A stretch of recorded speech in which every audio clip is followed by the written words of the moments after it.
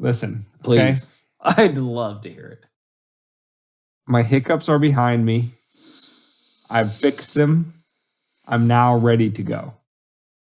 You accused me of having a drinking problem, but here I am, 27 White Claws in. Listen. Not a hiccup in sight. Of course, now that I said that, I'll probably jinx myself. But you took one sip of one White Claw. Wait a second. Like the basic bitch you are. Wait a second. You just outed yourself. It's the fact that you do have a drinking problem, that you can drink 27 White Claws without the hiccup, but yet some sensitive boy like me who does take a sip of White Claw and then the hiccups are, coming out of the woodworks, that's, yes. So or does a sensitive bitch boy like you have to come up with an excuse that you can't handle your White Claws? We couldn't make it out of first minute without name calling. You had to go to name calling in 1 minute. Less than. You called me an alcoholic. And, well...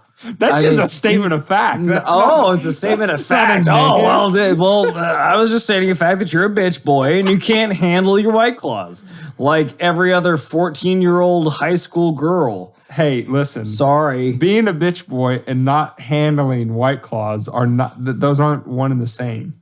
You're linking them. What's it like driving your Miata down the road that your dad bought you because you got good grades in your freshman year?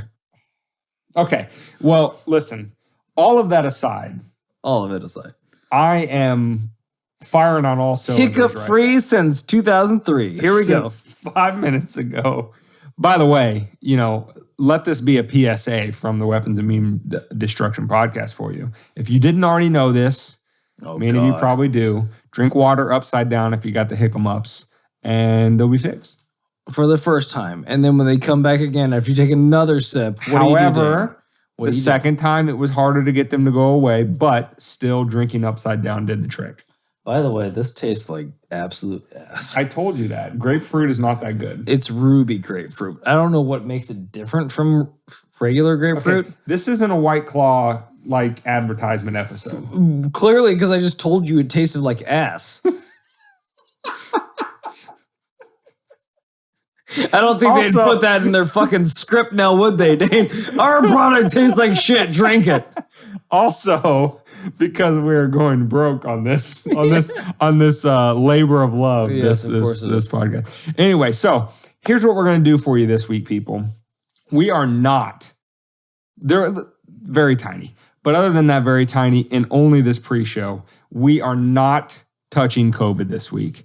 We have said that we're not going to touch it for several episodes and then go on to touch it inappropriately a lot of times. We said no, and we were like Crosbying it. We have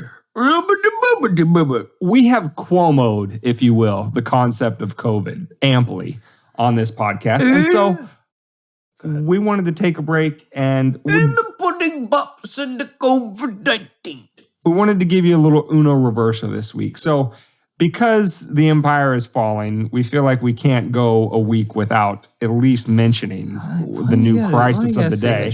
So we're just going to kind of, sprinkle it in the pre-show, and then the rest of the episode is just going to be David and I talking about stuff hitting a little closer to home. When we were saying that it's not funny anymore to say that on the last week's episode of America Falling or the cancellation of America. Say that. I said we said that last crumbling. This empire is crumbling. It's the same That's topic. just a statement of fact. Okay, you can say Armageddon, the end of the world. You can say there's a goddamn Armageddon comet. The fuck out of here. Armageddon out of here. Anyway. So we already kind of alluded to it. Here's the quick and dirty. Cuomo. By the way, did you see his quote on this whole thing about I'm not perverted, I'm just Italian? You saw that he said.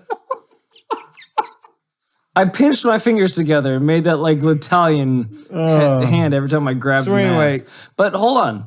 Sorry. Not to take anything away from the Italian culture, because they have a very rapey culture. They're very aggressive. Hey, mama, you a whore. You go home. You go home to your sluts. Oh, all right. Anyway, all that aside. Maybe he thought it was 1990s. Italian listeners. Maybe he grabbed a little tuchus.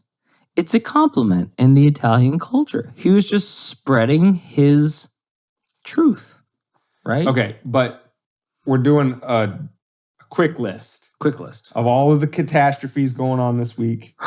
Can't spend too much time on any one of them. Basically, please.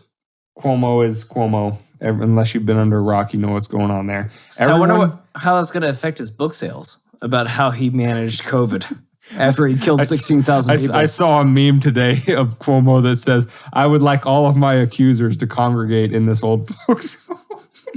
And this old what? This old folks home, right? He killed 10,000 grannies by 60. putting COVID people back into this. So he wants their accusers to come. Exactly. I got a special place for you guys.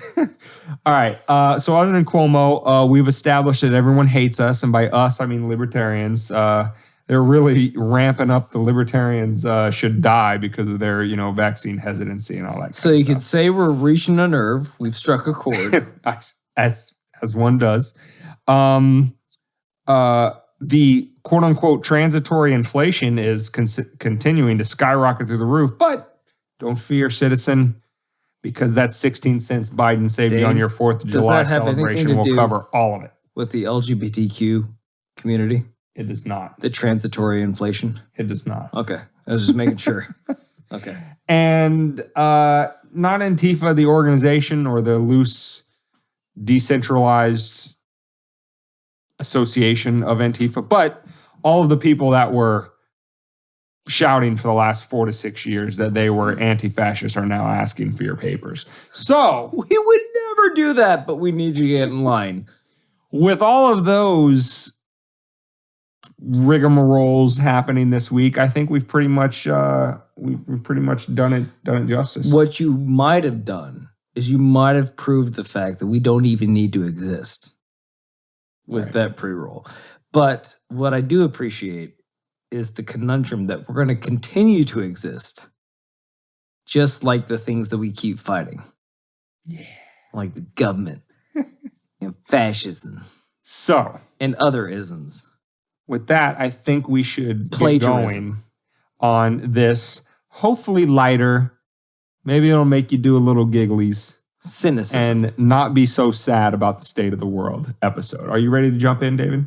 Maybe. Let's get going with that. Let me put my wetsuit on. All right. Here we go.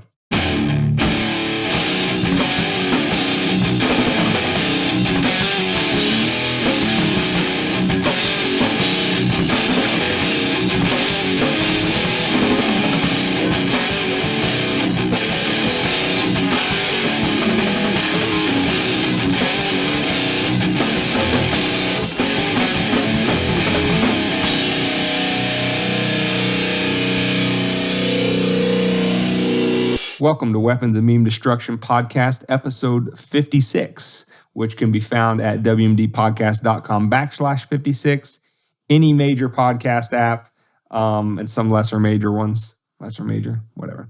You can also find it at YouTube. Just search Weapons of Meme Destruction. You can also find us and link up with us on Twitter, Instagram, and TikTok. Just, again, search Weapons of Meme Destruction. So, a lot of sexy videos. A lot of sexy videos on that TikTok. Tell you what.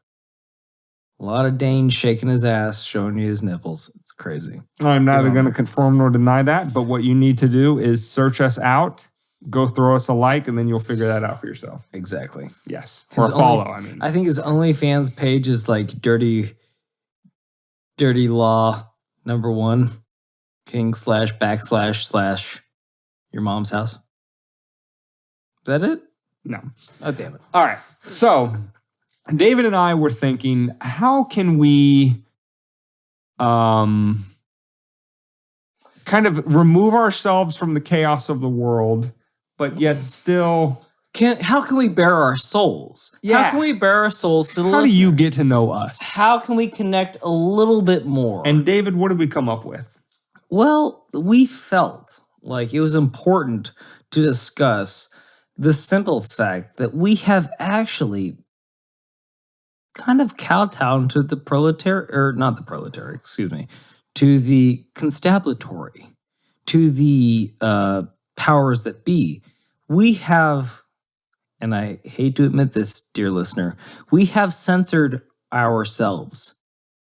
It's not something we're tremendously proud of. And I will take at least 51% of the blame on that. That's so sweet. At least 51%. That's like at it's least probably a more than that, but I'm just telling you it's mostly my fault. Majority. Well, and then to his credit, so we're going to sit here and jerk each other off. Sorry, Grandma.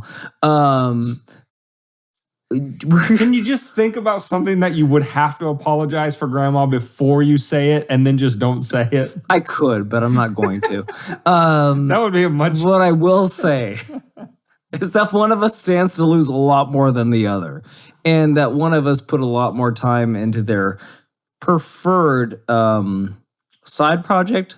Because this is our main project, obviously. Of course. This is what pays the bills. Right. Yes. Well, correction. This is what doesn't pay the bills, but what has our hearts. Now, the other shit that we do that pays the bills, now that's where we kind of got to toe the red line. Now, and again, we'll leave it to you, dear listener. We're not going to point fingers because God knows every time you point a finger, there's 3 more looking back at you. And we'll leave it to you to discern who is doing which and that and the other, and who is more egregious in stepping over the line, having to get censored and pull it out, even though maybe it might have got a couple chuckles. It's probably Dane. What David's referring to is, and we've talked about this on a couple episodes, go back to episodes 1 and 13, where we kind of discuss cancel culture at more length and more depth if you kind of want to hear what we think about it in general. But we will say, I will admit, and then us collectively as a podcast, have, I wouldn't say caved to cancel culture, but it has had an impact on some of the creative decision-making that has gone into the podcast. And if you think that we're being overly cautious, I will tell you, see Disney/Snow White in the year of our Lord, 2021, where they have now canceled it. Well, August 2021, just so we can timestamp this a little bit. We aren't going to give the week, but they canceled Snow White this week because, and get this, dear listeners, there was a non-consenting kiss. Because a fictional cartoon character did not consent to being kissed and woken up. Exactly. So it is better to leave her absolutely dead than to kiss her without asking permission first. However, we are totally skipping over the fact that she totally got roofied by that witch that gave her an apple. Can we just say that? She took a bite of the apple and passed TF out. So where's the real crime here? Where's the real crime? Was it the kiss that woke her up? Or was it that dirty little horrible witch that roofied her and was like, yeah, oh, do you think she got out of there without getting Let's censor ourselves right now. Nice catch. I saw the look on your face. You saw the look on my face. I saw the look on your face, and we're like, do you think that witch didn't do some dirty stuff to her before she just released her out into the woods? This is a cartoon formerly known as a child's cartoon. Or please, that those 7 dwarfs didn't do something to her while she was sleeping. She was sleeping amongst 7 men that were at least sexually aggravated, if not sexually deprived. And they never took advantage of her once. She's just sleeping in there. I mean, yeah, they're 3 feet tall, but there's 7 of them. They could overpower her. Okay. All right. So I don't trust that guy that was always hiccuping because he was drunk. He would just meander. I'm gonna have to step in here, put the pause button on David. I'm getting carried away. It's going off the rails. And actually, that whole line there from David is kind of what this episode is about. So, I have a bit of a more cancelable career of the two of us. Profession, correct. And listen, I'll be the first one. If you know me personally, I'll be the first one that will say, I'm not going to bend the knee and this, that, and all that kind of stuff. But when they start canceling Snow White over something like that, or, I mean, just go down the laundry list of ridiculous things that people have been canceled over, at some point it becomes a legitimate concern, especially when, a career happens to not only put the roof over your head in the real world, but also provides the resources for you to fund a passion project such as this podcast until that podcast becomes self-sustaining with advertising and things like that. So it's a concern. It's a practical concern. But yeah, don't get it twisted. It really rubs me wrong in a lot of different ways from a principled perspective. And again, to have to muzzle ourselves. And to defend you, he laughed at most of the things that were taken out. But upon second listening, he's like, "Oh, I can't. No, you can't." Number one, I laughed at it and laughed hard, and I was like, "Yes, you did." And you shouldn't have, because that makes you a bad person. And then we'll both get canceled. But just for austerity's sake. Posterity. There we go. I took out the P because I was trying not to get canceled. Because that's how you make it B-A-B-Y. Anywho. Very well played. You can't show the P unless they want it. Clearly. And you can't give a kiss unless she wakes up from her roofied, addled state and says, "Yes, I want you to save my life." Are we past the Snow White? No. This is the most ridiculous thing that I've ever heard in my life. Like, the fact that they just the Snow White is where you drew they the line. skipped over the fact that she was roofied. And he did a service to her. Okay. No one ever said that he married her afterwards. No one ever said that. I think we've arrived at a crux, and this is kind of the point of this episode, listener. This is David and I trying to hash this out live and real on the time. air with you, trying to figure out how because here's the thing. So I completely understand if you were to say, and tell me if this isn't where you're coming from, is when you see something like the Snow White example and that being a part of cancel culture, that is so absurd and ridiculous. I understand one side of it saying, if they're going to cancel over that, they'll cancel literally over anything. I've suspended my disbelief to believe that she's living amongst 7 dwarves that never took advantage of her once because she cleaned things and then she got roofied. And then if the only cure for roofing was a kiss, that she wouldn't wake up and go, "Thank you so much for kissing me against my will. I'm so appreciative of you taking advantage of me." Option B, he didn't slide his hand up her thigh while she was passed out or do anything egregious.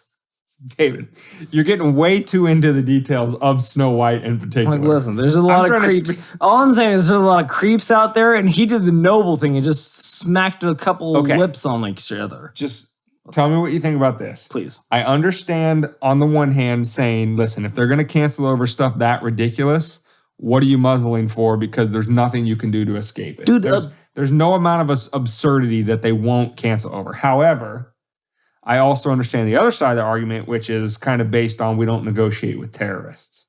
And that these people, the cancel culture people, are literally terrorists. And basically what we're saying is if we see a passed out chick, we're going to take advantage of her. That's all we're saying right now. And that's the problem because so David tells jokes like that. He says things that are that wasn't a joke, Dane. I was clearly speaking from my heart. He tells things that are dripping with satire. And what I always tell him when we make the creative decision to cut stuff out, men are just animals. Is I say, listen, David, if you are, let's say you're up on a stage. Let's say it's stand up and it's just you. Let's just say. You being up on the stage saying X, Y, or Z can be attributed to you, the one who spoke it. However, when there's 2 of us on this podcast, unfair as it may be, the cancel culture people will naturally say, well, you were on the podcast with him, Dane, therefore you co-signed the argument, you co-signed the statement, therefore this cancelable thing that he said is why you were. Put it this way. put it this way. If you have more to lose, you're a bigger target. No one's going to cancel the gas station attendant. Everyone's going to cancel the politician. That's the whole point. You're right. And then even you're right. You're right. Our podcast is not big enough to be canceled yet. Even in and of itself. But look at that. Look at that. You have to have somebody, you have to have prestige to get canceled. Well, to be worth their time to cancel. But exactly. But they're saying that, okay, if we can take their own actions, not necessarily their words, but their own actions, if we can take their own actions and apply it back to them, they're saying that the people of lower class, lower economic status aren't worth canceling. So we'll let them say whatever the fuck they want to. But if you get to some place where you can actually make a difference, you have to adhere to what we want you to say. That is indicative of this entire podcast. That's what we're trying to call out. And I only came up with that like on the spot within this moment right now. Sorry, it wasn't well thought out and I didn't nail the delivery. But what you can take away from it, dear listener, is that that's a realization that I had just in this moment, and it was organic. Well, and on that organic insight that David just had, let's break for a second to tell you about something that we will be attending in the Miami area soon. The first week of September. So with that being said, we want to tell you a little bit about the Solutionary Summit. Hey, Dane, as we clatter our way through this episode, this sounds like a good time for a advertisement break. If we had one? Maybe if we did. Well, you're in luck, because we do. Oh, I was going out on a limb there. The Solutionary Summit 2021 will be held in our backyard, Miami, Florida, September 3rd through the 5th. What is the Solutionary Summit, you ask? It's a 3-day event that will present a host of independent thinkers from all backgrounds. They will have panels on economics, cultural discussions, and political strategy from a powerful lineup of speakers. The panels will also include Q&A sessions discussing freedom, attacks on liberty, race relations, effective community outreach, and other current topics. Dane, this sounds like a momentous occasion. How would I acquire tickets to it? Oh, it is very momentous, but you better act fast because there's only 250 seats available and they will sell out quickly. So reach out to us on YouTube, Twitter, Instagram, TikTok, anywhere you find weapons of meme destruction. Drop us a DM, drop us a comment, ask how to get tickets to the Solutionary Summit 2021, and we will hook you up. Because at the end of the day, if you want to see the world, and in particular your community, freer in your lifetime, then the Solutionary Summit 2021 in Miami, Florida, September 3rd through 5th, is the place to be. You'll get to meet your gracious co-hosts here, as well as the panel of speakers. How could you refuse? So, come out to the Solutionary Summit, come say hi to your boys, and ask us how you can be cool like us. Anyway, yes, David. Your organic resolution. That insight was important. And I don't know. I feel like there is a tug of war going on here for me. And maybe for both of us with the podcast. Because I always say, and I've said on this podcast several times, David, be funny. Because kind of one of the philosophies, there's several philosophies of this podcast, but one of them that's really important is this whole concept of sometimes the only one or the first one that could tell the king the truth was the court jester, right? The barons and the other lords or whatever aren't going to say, hey, king, we just lost our whole army in that battle over there, but the jester could make a joke out of it and tell the king the truth and hopefully not wind up with his head on the chopping block. And that's kind of one of the themes of this podcast is we want to, give you information and kind of keep you informed about current events, but we also want to do it with some humor because A, we think people are more receptive to humor than just pure logic, reason, and facts.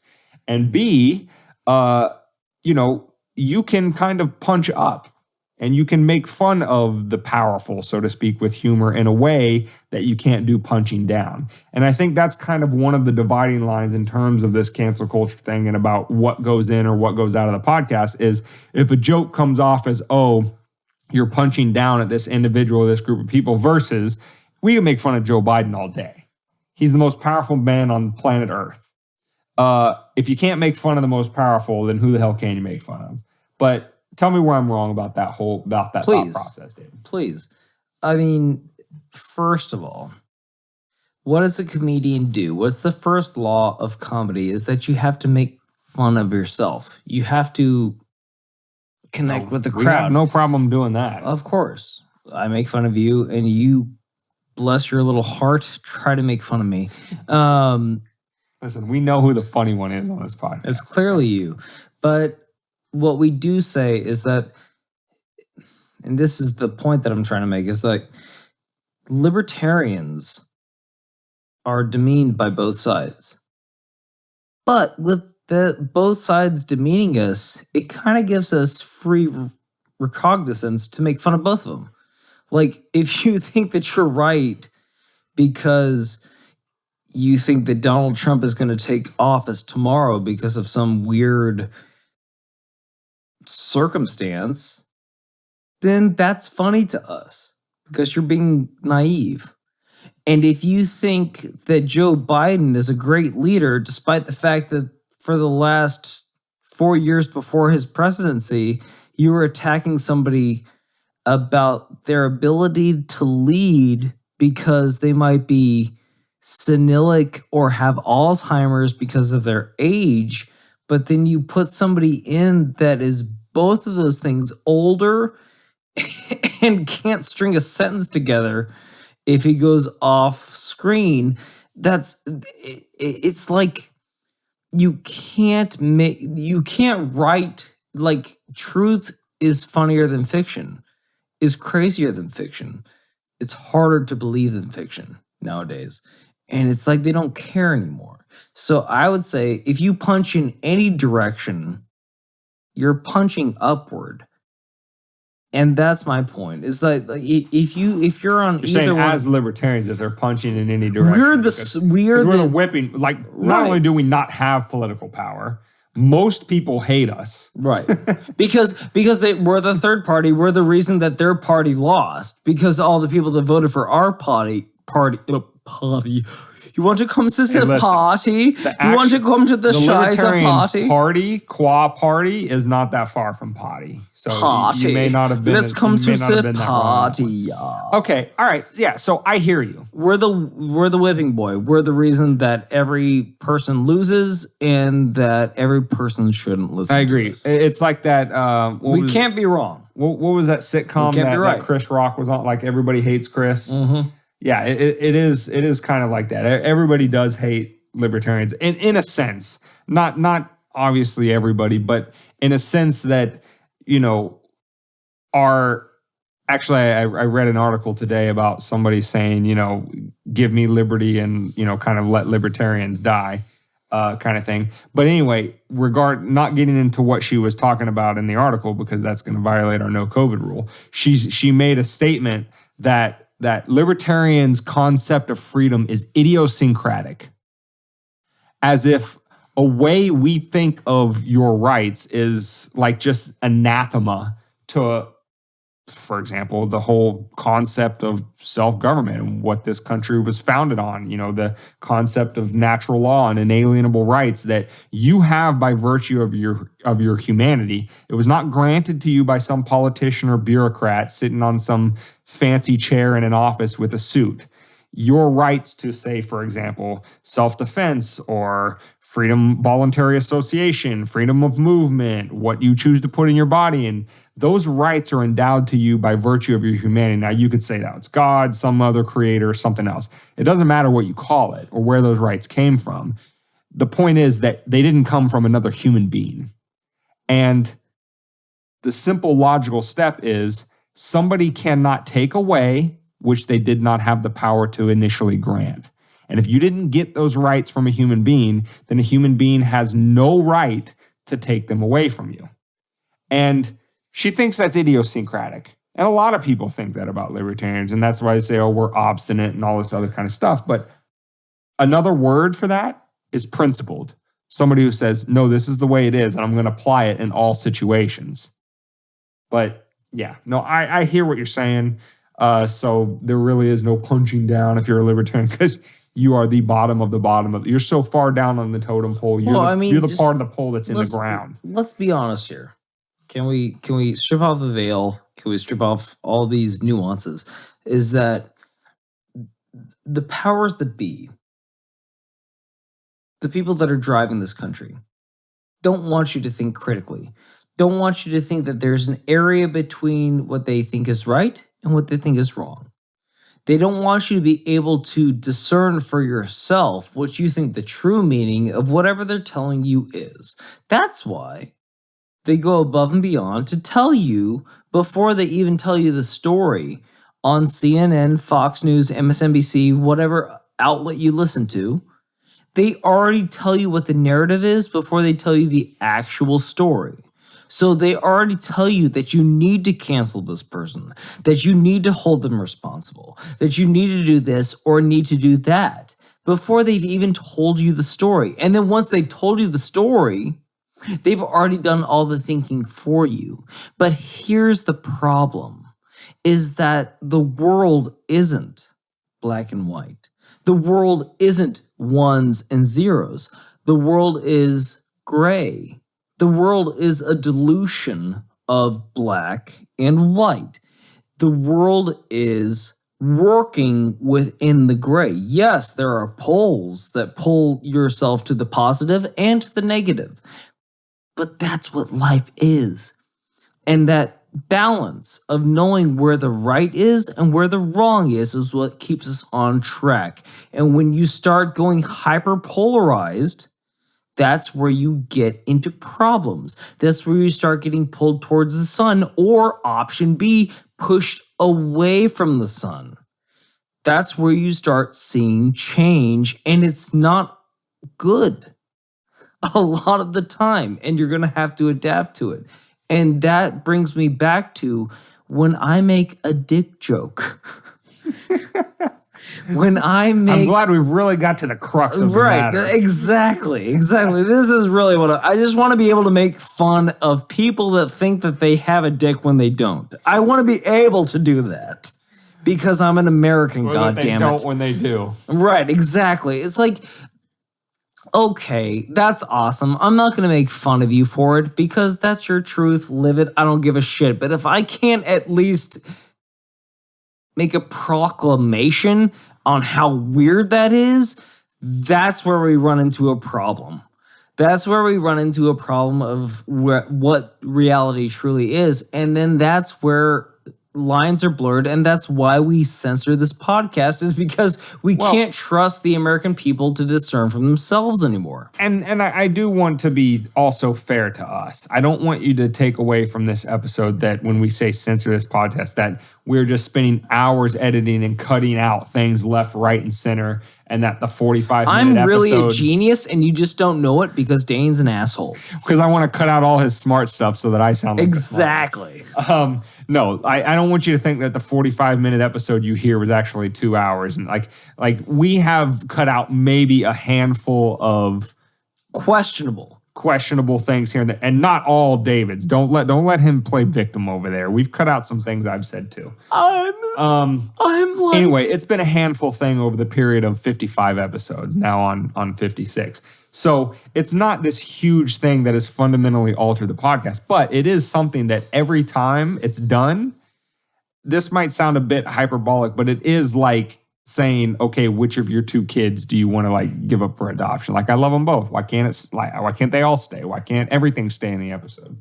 And those are tough decisions to make, and we don't want to have to make them.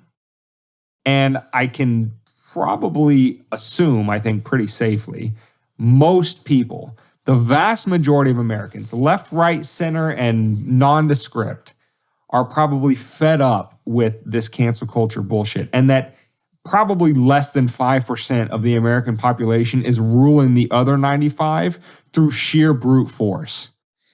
The people that are screeching about cancel culture and everything else that are feeding into everything else in society that's going on, in that what we would call the cathedral, that is a vanishingly small percent of the population, but they have cowed everybody else. Can we call this spade a spade? Go for a second. Yes, you're the silent majority. Yes, you are the 90% that knows that all of this is bullshit. And you're quiet because they're canceling shit that you're like, oh, God, I don't care. Sure, I didn't give a shit about Snow White anyway. I didn't give a shit about Enter this point or that point. I don't care. It didn't have any parlance on my life. However, that's where they start. They take an inch, and then they take another inch. And then before you know it, they take a mile. And then all of a sudden, that mile, maybe something you actually gave a shit about was in it. So, what I will say is, if you give them an inch now, if you give a mouse a cookie, it's going to want a glass of milk. And this is where you draw the line. Snow White being canceled is erroneous, it's stupid, and it doesn't solve any of our problems, i.e. us getting into another war with Afghanistan this week. Yeah, so and we're kind of living in that old adage. I know you've probably heard it in one form or fashion where it's like they came for, and I'm just going to throw in random things, but they came for X and I wasn't X, so I didn't say anything. Then they came for Y and I wasn't Y, so I didn't say anything. I was Z though. And now they came for me and nobody is left to stand up for me. Like we've all heard, a version of that at some point or another. And I think about, listen, we don't, fall in line with every single thing, for example, that Alex Jones said. And right? we don't expect you to either. But Alex Jones was low-hanging fruit in terms of the cancel mob, right? He says some outlandish things. Some of them prove to be accurate later on. Not all of them, some. And some are, kind of outlandish and for entertainment value and all of that kind of stuff. And so when they wanted to go cancel Alex Jones, there were a very small portion of us, I think David and I can count ourselves among that group, who were saying, listen, we may not be fans of Alex Jones, but this is where it starts. And at the time, that's all the cancel culture would have told you. Well, it's just Alex Jones. And now, fast forward, not 3, 4, 5 years, and it's not just Snow White, it's also a whole half of the political spectrum that the cancel culture doesn't agree with, is being censored and all that kind of stuff. And again, we talked about this more at length in episodes 1 and 13. So definitely go back and check those out. But, that's kind of the madness that we're living in now. And if I may, just to parlay onto your point, if you think that they're just trying to get rid of things that are harmful, that are misinformation, that really harm people, why are flat earthers still allowed on YouTube? Why are evangelicists or why is Ostring, is that his name?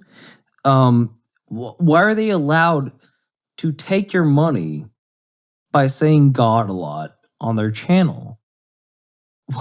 What if they're really truly, and again, this is an overarching point on our podcast. It's like, if you think they're really there for your help and your well-being, why don't they take these things that are truly taking advantage of you personally? Why are they taking those off as well as the things that they don't agree with? Because they just canceled Taylor Greene, what was her name, for misinformation on the vaccine. And when they cancel her, all of her tweets, all of her things go away. She might have been right about a couple of things. She might have. Well, and we've talked about this on episodes, but again, we're not getting into the COVID thing, but just to say this point of that a year ago, if you talked about lab leak, you were getting canceled. Of course. And now it's a completely legitimate thing to look into. And so there's also, in addition to the cancel culture general stuff, there is a massive double standard. And I have just completely run out of patience. I don't even want to waste oxygen on somebody who doesn't at least admit, even if they find themselves on the left side of the spectrum, if they can't at least admit that there is a clear double standard going on, then that person don't even waste your breath on that person, because they are so indoctrinated into their particular cult that they are seeing a legitimate different reality. I mean, let's take the Cuomo thing that we talked about in the pre-show. So remember when the second Trump impeachment was going on, and some Republicans brought up as an argument to that of, well, we can't impeach him because he's already out of office. And people thought, that's a stupid argument. That's a stupid argument. An article just came out today that the state attorney of New York is now dropping the impeachment case, the legislature in New York is dropping the impeachment case against Cuomo. Why? Because he resigned and he's going to be out of office, and you can't impeach somebody that's in office.